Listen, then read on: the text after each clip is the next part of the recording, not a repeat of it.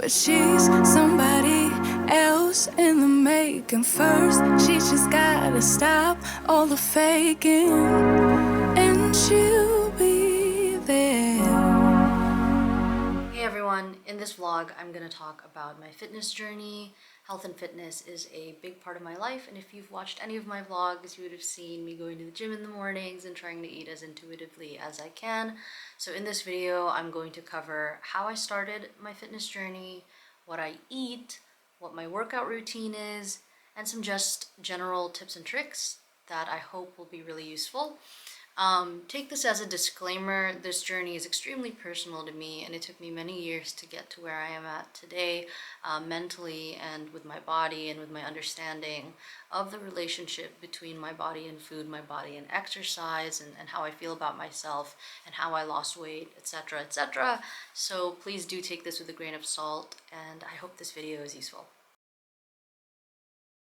My fitness journey started last year in 2021, April 2021 specifically, and by that point, I had already experienced a full year of lockdown, and during lockdown I gained a lot of weight because I didn't have to commute and I have a desk job, so it meant that the little bit of walking that I did during a day, I no longer had to do, and I was just at my desk for 8 hours of the day, and then when I'd finish work, I was at my desk again on YouTube or playing video games or doing whatever at my desk. And so I was sitting down for almost the entire day, and I also had such like ready access, easy access to snacks and food, because I could just walk to my kitchen at any point and grab a snack or whip something up, and naturally that caused me to gain a lot of weight.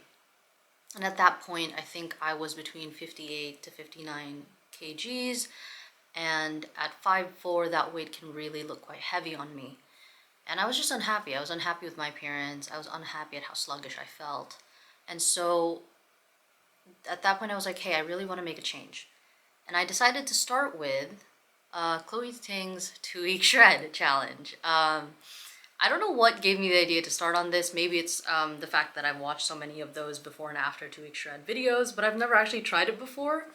So that's what I decided to do. I was like, okay, if I can stick to this for 2 weeks, maybe something will be different. Maybe something will change in me. And so I did that. And I distinctly remember at the start of my journey that I put on the very first day of the 2-week shred challenge, and it's a series of videos each day. And the very first video was a warm-up video. Literally 5 minutes of warming up, just jogging in place, stretching from side to side, and I was out of breath. Like, I was genuinely, like, my heart was palpitating, I was out of breath from a 5-minute warm-up moving side to side. That is how unfit I had become. And at the time, 23 years old, I was like, wow, this is really fucking embarrassing. Like, the fact that I can't even do a warm-up video without like having my heart race and being sweaty and like being tired, that is embarrassing. And yeah, it was really hard. The first few days especially were extremely hard, but I stuck to it. And I stuck to it throughout the whole 2 weeks, and I was really proud of myself. And at the end of those 2 weeks, I took a before picture and an after picture, and I compared them, and you'll see that there isn't that much difference. Like, I personally did not see that much difference in my physical body. But I actually wasn't upset. At the end of the 2 weeks, I wasn't upset because I actually felt something different, which is a mental change. Like, genuinely, I changed mentally. I was like, wow, like, damn, I'm strong. Like, damn, I could do that. Like, I did that. And I was so, so proud of myself. And it actually spurred me on to sign up to the gym.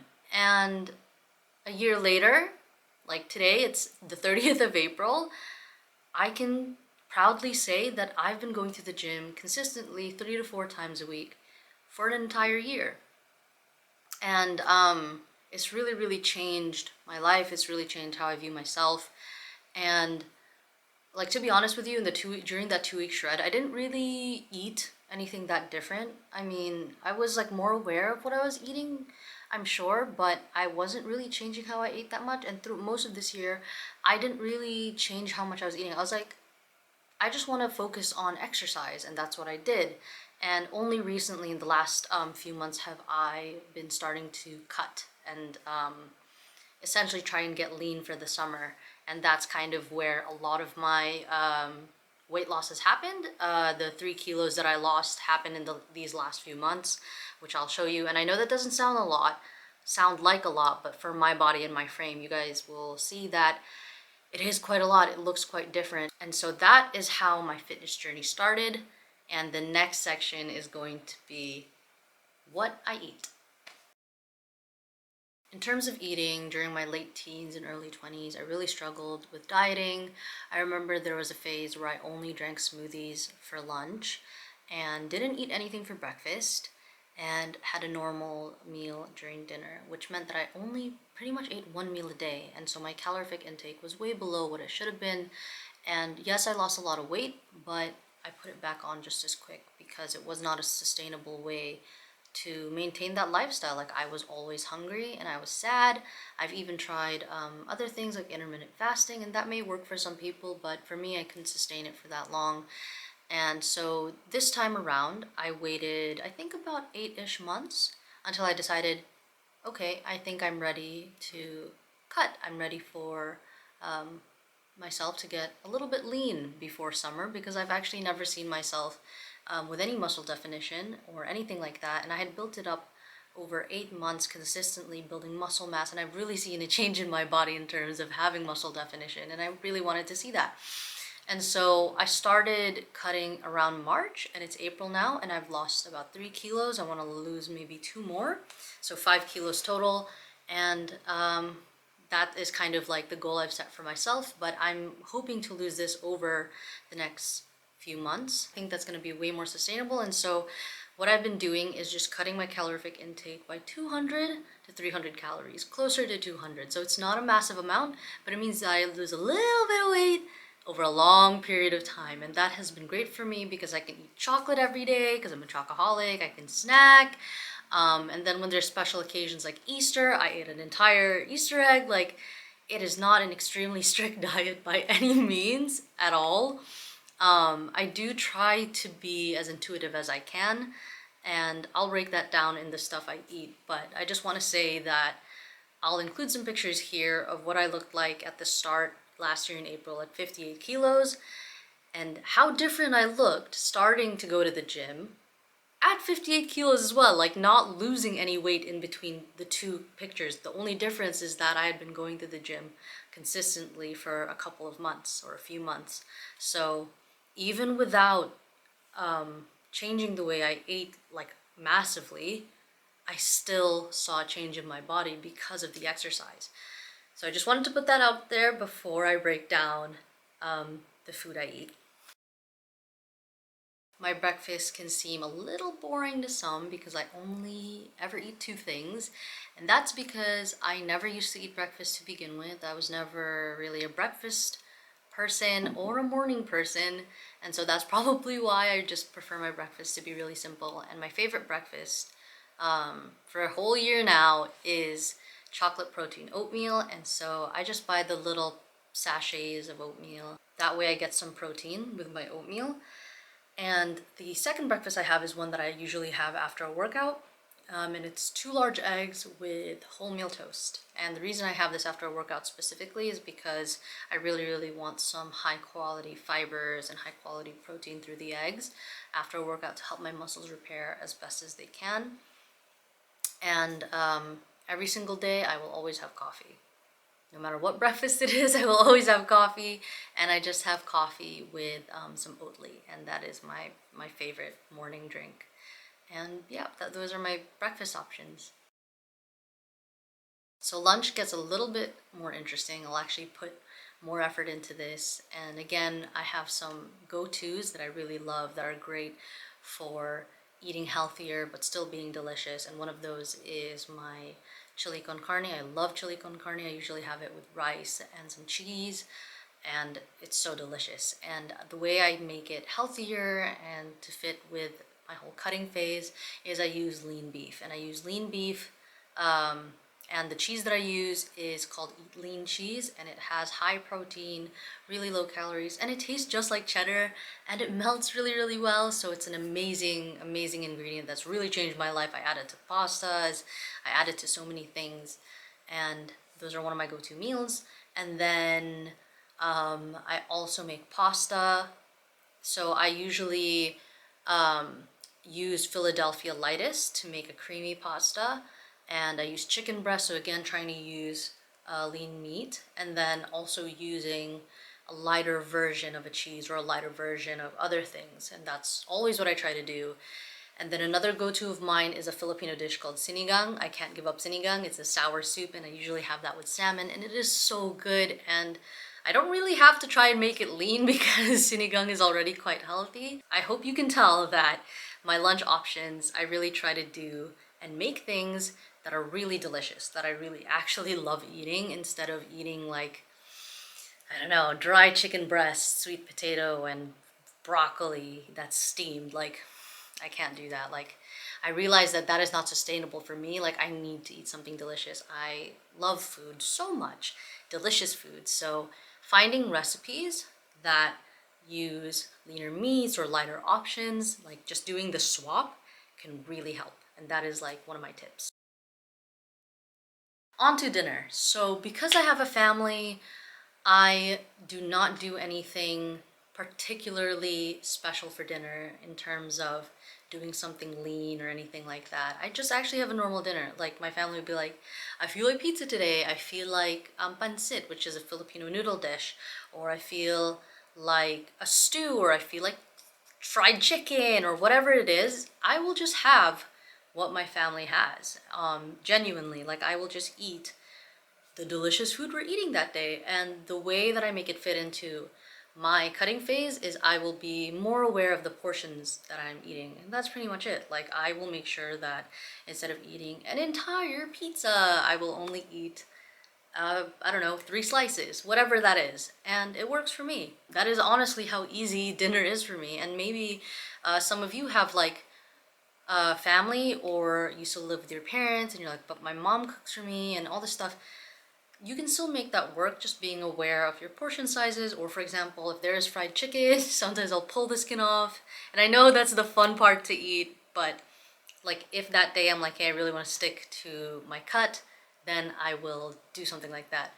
If not, I will just eat the fried chicken. And you know what, honestly, I don't stick to my calorific intake every day, like some kind of like general, like I'm super strict.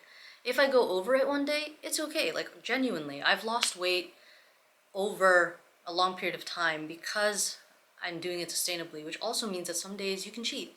Some days you can have the brownies. Some days you can have whatever it is you're craving. Just listen to your body. Dessert is much like breakfast. I always go for 2 main options.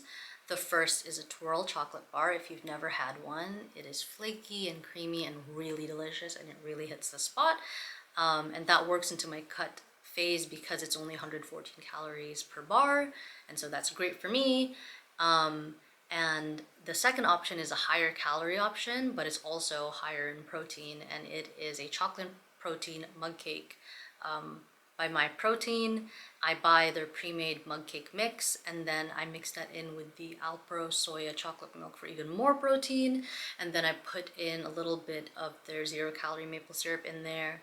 And then to finish it off, I will add a heaping tablespoon of My Protein's chocolate hazelnut spread. It's pretty much like Nutella but healthier, and that is so delicious. Honestly, if I have more calories like towards the end of my day, and I'm like, oh man, I really feel like a cake or something more heavy, as opposed to just like a small little chocolate bar, I'll have the protein mug cake, and that really hits the spot and helps me hit my protein goals for the day. So that one's a great one. I try and work out 3 to 4 times a week, and the way I break this down is I'll have 2 lower body days and 2 upper body days. On my lower body days, I do a lot of compound lifts, so I work a lot of muscle groups at the same time, as in my quads, my hamstrings, my glutes, but I always try and have a focus on the glutes as much as possible during my leg days. And then during the upper body days, I like to have 1 push day and 1 pull day. If I only work out 3 times a week, I will focus on my leg days, as in I will have 2 leg days and only 1 upper body day. And that's kind of how I break it down. So I have my phone here with me because I want to talk through my workouts with you guys, and I've written them all on my phone so that when I go to the gym, I always know what I'm going to do. I always know where I'm going to go next, what my next workout is, and it just makes it easier for me. So on a leg day, on a Monday, I will cycle at an easy pace for about 5 minutes, and then I'll move on to glute activation, and I do 3 workouts for glute activation. After this, I will move on to the actual main portion of the workout. And for pretty much all of my workouts, upper body leg days, on all the days, I only have like 6 to 7 exercises. That's it. And it takes me like an hour and a half to get through them. Sometimes an hour, it just depends. But you really don't need like 20 exercises in order to get a good workout in. You just need like high quality exercises. So this is what worked for me.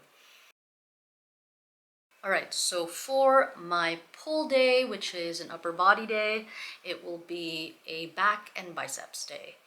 And for this, I do a lot of dynamic stretching as my warm-up. I'll do like head and neck rolls, I'll do wrist circles, arm circles, all that stuff. I'll just really like stretch my upper body well for this so that I don't like pull anything. And then again, 6 exercises. And the push days are chest, shoulders, and triceps. And for this, I'll do the same dynamic stretching, 6 workouts again. That is how I like generally do my upper body days. It's really simple. And keep in mind that the weight that I can lift is going to be different to the weight that you can lift, because our bodies are really different. After every workout, leg day, upper body day, no matter what day it is, I always stretch. My favorite stretches are like yoga stretches, so I do those for about 5 or 10 minutes, and then that's it. That's my workout, and I will go home and eat my breakfast and get on with my day.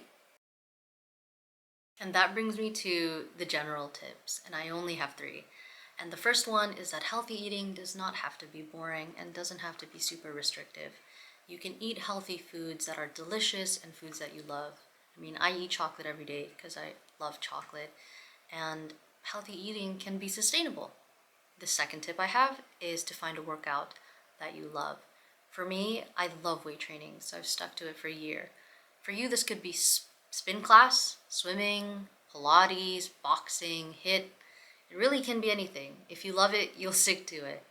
And my third and final tip is to listen to your body. Your body knows a lot more than you realize, and if you're craving something that day, that's all right. Eat the food you crave, and or if you're feeling in pain, maybe don't work out that day. Honestly, just listen to your body, and that's it. That's it. That's all I got.